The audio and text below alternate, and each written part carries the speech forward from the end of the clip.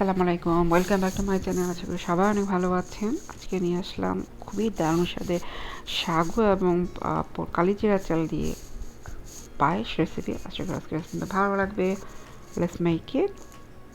তো এর জন্য আমি প্রথমে সাগুটাকে বয়েল করে নিব। এর জন্য আমি এখানে পানি দিয়ে দিলাম, আর আমি এখানে নিয়ে নিচ্ছি 1 কাপ সাগু, এবং সাগুটাকে আমি এখন এটা মিডিয়াম টু হাই হিটে আছে এবং এটাকে এখন বয়েল করে নেব। এবং আপনারা মেক শিওর করবেন যেন পানিটা ভালো করে মানে বলক আসার পরে সাগুটা দিবেন, না হলে কিন্তু আরও সিদ্ধ হতে সময় লাগবে। তো আমার এটা সময় লেগেছে 8-10 মিনিটের মতো। সাগুটা আসলে ওরকমই সময় লাগে হতে, পানিটা ভালোভাবে বয়েল থাকলে। তো 8-10 মিনিট পরে যখন এটা ট্রান্সপারেন্ট কালার চলে আসলো, তখন এটাকে আমি ড্রেন আউট করে নিলাম। আর আমি এটা ঠান্ডা পানিতে কুল ডাউন করে নিচ্ছি। আর আপনারা দেখতে পাচ্ছেন আমি কিন্তু পটটা চেঞ্জ করে দিয়েছি, আরেকটা পটে রেখেছি, কারণ যদি সেম পানি সেম পটে রাখি তাহলে ওটা আরও ওভার কুকড হয়ে যাবে, সাগু আরও বেশি স্টিকি হয়ে যাবে। আর এখন আমি পায়েস বানানোর জন্য চলে যাব। তো এর জন্য আমি যেটা করেছিলাম, আমি এখানে 3/4 কাপ কালিজিরা চাল সোক করে রেখেছিলাম 1 ঘন্টার মতো। আপনারা চাইলে চিনি গুঁড়া চাল নিতে পারেন, বাসমতি চাল নিতে পারেন, বা পায়েসটা আসলে কালিজিরা কিংবা চিনি গুঁড়া চাল দিয়ে ভালো হয়। আর 1 ঘন্টা সোক করে রাখলে যেটা হয়, এটা আসলে ইজিলি সিদ্ধ হয়ে আসবে। আপনি একবার ভেঙেও দেখলাম, চালটা অনেকটা নরম হয়ে এসেছে। আর এখন চলে গেলাম পায়েস রান্নায়। এর জন্য আমি এখানে নিয়ে নিয়েছি 1.5 লিটার দুধ। আপনারা চাইলে চালের পরিমাণ কমিয়ে বাড়িয়ে নিতে পারেন, আর চাল বেশি দিলে অবশ্যই দুধ বেশি পরিমাণ দিতে হবে। আর আমি দুধ দেওয়ার আগে একটু পানি দিয়ে নিয়েছিলাম, যাতে দুধটা লেগে না যায়। আর দুধটা একটু ভালো করে নেড়ে চেড়ে আমি এখন সেই চালটা দিয়ে সোক করে রেখেছিলাম সেটা দিয়ে দিলাম। আমি এটাকে এখন মিডিয়াম টু হাই হিটে কুক করে নেব। অনেকে আছে একটু আদা সিদ্ধ করে পানিতে নেয়, অনেকে আছে চালটা একটু গুঁড়ো করে নেয় রান্না করার জন্য। আপনারা এইভাবেও ট্রাই করে দেখতে পারেন, পুরোটা দুধে পানি অ্যাড না করে। এটা স্বাদই বাড়িয়ে দেয়। তো এটা যখন আসলে রাইসটা যখন সিদ্ধ হয়ে আসলে আমি চেক করে নিলাম। আমি আসলে দেখতে পাচ্ছেন, দেখেও বোঝা যাচ্ছে যে এটা সিদ্ধ হয়ে এসেছে। তারপর আমি চেক করে নিলাম, চেক করে নিয়ে তারপর আমি এখন আসলে চিনি অ্যাড করবো।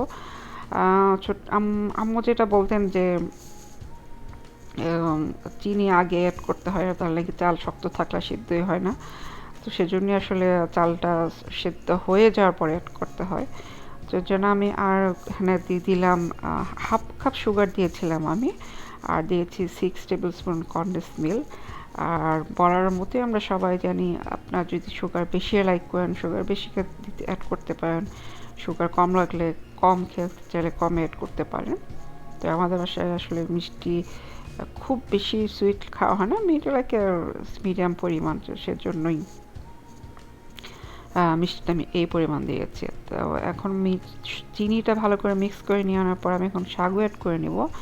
আর সাগুটা দেওয়ার আগে আমি পানি দিয়ে একটু হালকা করে আমি একটু আবার নেড়ে নিলাম, ড্রেন আউট করে নিলাম, যাতে সাগুটা ভালো করে যখন আমি দিব মিশে যায়, কারণ তাহলে লাম্পস থাকবে না, ইজিলি মিশে যাবে। বেশি করে আমার নাড়াচাড়া করতে হবে না।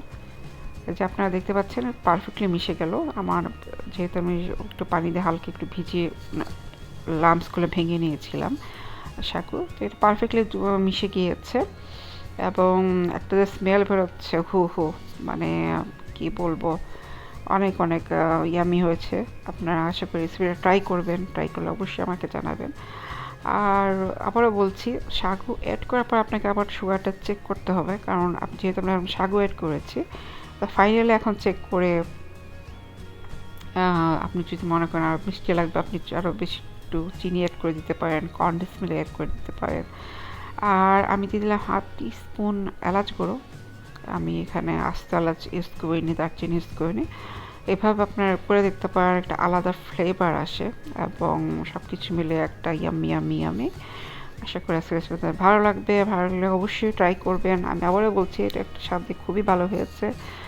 যারা খেয়েছে সবাই বলেছে খুব ভালো হয়েছে। So you guys can give a try. আর এটা যখন ঠান্ডা হলো তখন আমি এটাকে এখন পরিবেশনে চলে যাব।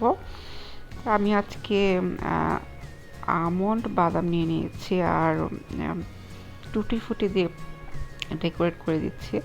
আপনারা চাইলে যে কোনো চেরি দিয়ে শুধু বাদাম দিয়ে কিশমিশ দিয়ে যেভাবে ইচ্ছা আপনারা এটাকে ডেকোরেট করে নিতে পারেন। তো এই তো সবাইকে আবারও অসংখ্য ধন্যবাদ আমার ভিডিও দেখার জন্য, আমার পাশে থাকার জন্য। সবাই আমার জন্য দোয়া রাখবেন, আপনার জন্য দোয়া রইল। আশা করি আজকে ভিডিও আপনাদের ভালো লেগেছে। সবাইকে আবার অসংখ্য ধন্যবাদ। সবাই অনেক ভালো থাকেন। আল্লাহ হাফেজ।